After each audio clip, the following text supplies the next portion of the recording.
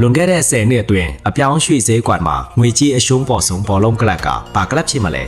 နံပါတ်5အာဆင်နယ်အတွင်းဟာ2015-2016ရာသီကတည်းကကစားသမား185ယောက်အတွက်ယူရို 1.4 ဘီလီယံအထိသုံးစွဲခဲ့ပါတယ်။ဒါပေမဲ့ကစားသမား162ယောက်ပြန်ရောင်းချမှုကနေယူရို473တန်လောက်ပဲပြန်ရခဲ့တာကြောင့်အရှုံးပမာဏယူရို931တန်အထိရှိသွားခဲ့ပါတယ်။ဒါပေမဲ့အမြင်မှားစွာအစင်းမှာအပြန်ဆိုင်ဆက်ရှိနေဖို့အတွက်ဒီလိုငွေကြီးအရှုံးမျိုးကိုတစ်ခါကလေးပေးဆက်ရလိမ့်ရှိပါတယ်။နံပါတ်4 PSG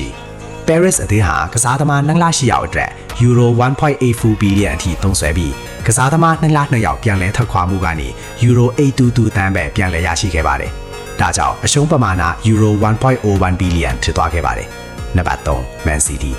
Man Cityအသင်းဟာကစားသမား2လ53ယောက်အတွက်ယူရို 2.11 ဘီလီယံသုံးစွဲခဲ့ပေမဲ့ကစားသမား2လ45ယောက်ကိုယူရို956တန်နဲ့ပဲပြန်ရောင်းထုတ်နိုင်ခဲ့တာကြောင့်အရှုံးပမာဏယူရို 1.15 ဘီလီယံအထိရှိခဲ့ပါတယ်။နံပါတ်2 Chelsea